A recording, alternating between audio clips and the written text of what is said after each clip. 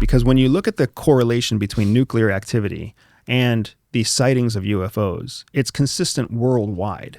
Consistent worldwide among countries that share that information publicly. So my company was commissioned back in 2021 to do a study for an ultra high net worth who was planning to invest in a mine that was near a nuclear facility overseas.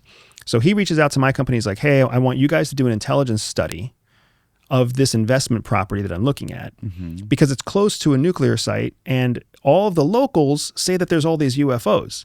And I don't want to... What kind of mine?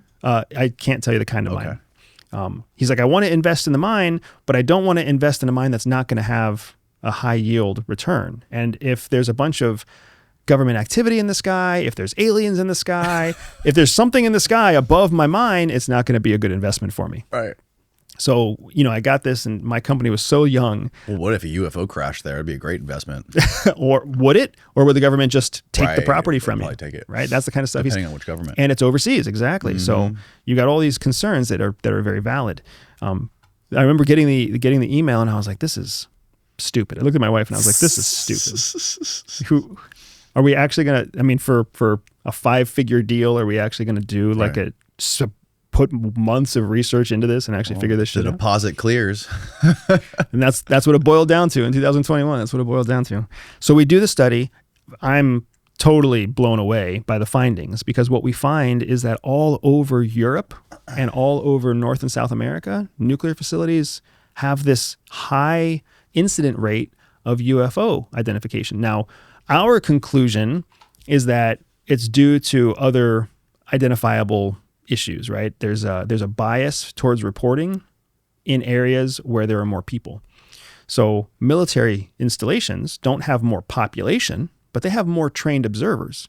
So when military bases see more things in the sky than, say, some farm town in Kentucky, it's because the populations might be the same, but the military base has more people who are looking. They're looking in the sky. Right. Where the farm town, they have people there, but they're not trained to look up in the sky for security reasons. Right. So you've got this incident reporting bias that happens. And because of that, now you have more incidents that are being reported near nuclear facilities. You have more militaries and more facilities worldwide. They're all looking in the sky. They're all reporting this stuff. And then you end up having this kind of mass psychosis where now before you ever show up to this base, like when I was in Malmstrom, you already know it has a history of having strange things in the sky. So then you go there and what do? You look even more for things in the sky. So we definitely found the incident reports and we found that there was correlation, but we also found that intelligence agencies and space agencies were constantly involved in the process of clearing information. So if it was really nothing, if people were seeing planes and balloons and drones and birds or bats, if they were seeing nothing in the sky, nothing would be classified. Right. But sometimes things were classified. Right. So what were they seeing in those instances? So it became this very interesting element for me where I was like, oh, you know what? It's not consistent. With the people who say, there's nothing in the sky, it's stupid that we're looking. And then you've got other people who are like, it's a giant government conspiracy. Both sides are wrong.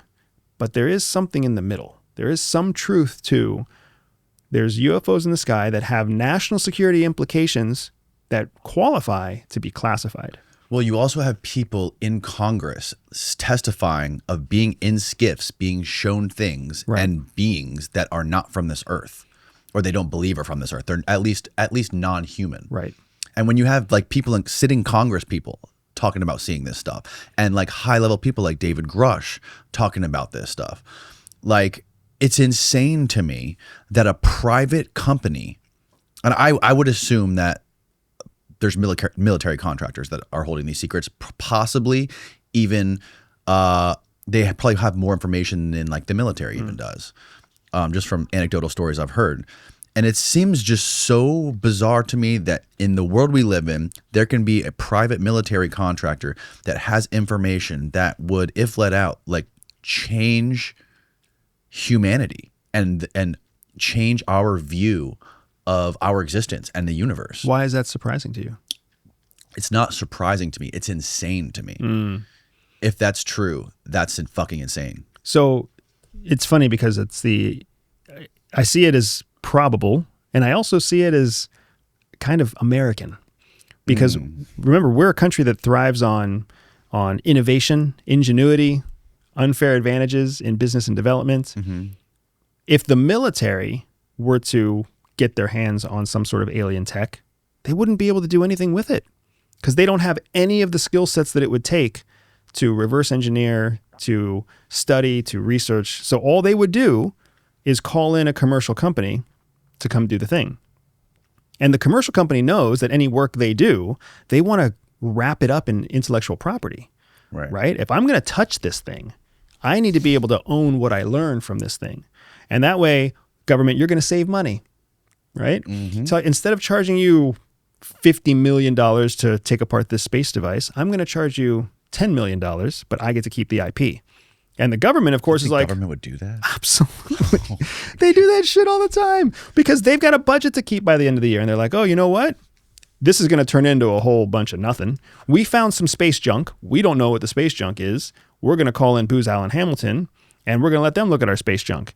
And we're going to trust them to tell us the truth because they've sworn a secrecy agreement with us or whatever else. And Booz Allen Hamilton's like, we'll take a look at your space junk and we're going to give you a 50% discount, but we keep the IP. Ah, good deal. Fist bump, high five, because guess what? When I retire as a general, guess where I'm going to get my next job? Booz Allen Hamilton. Wow, man. So after seeing an article like that, and knowing what you know, spending all that time at Malmstrom, like what do you make of that? Like why would the Wall Street Journal want to publish something like that? Even, and then Jesse points out in his video, there was a White House staffer, somebody who was in the White House staff that tried to like create an op-ed, right? Pointing that like there is something here, this is not correct or whatever. And they decided to push it to the side and ignore it. Yeah. So I don't know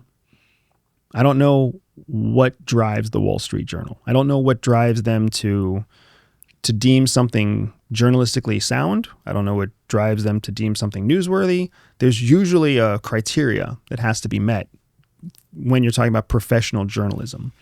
An op-ed is not professional journalism. It's an opinion. And it's an opinion in editorial format, which means that any editor can choose to let or block the actual opinion from getting into the newspaper.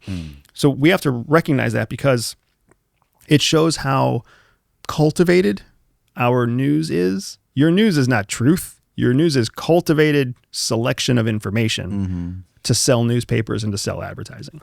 So that's what we're seeing with the Wall Street Journal, without a doubt, is that the idea of sharing this opinion of a White House staffer who worked collaboratively with another researcher, they wanted to block that story, but they want to release a story like this. So what are the politics? What is the purpose? Why are you shaping the information the way you're shaping it, Wall Street Journal? And that's what I don't know. Right.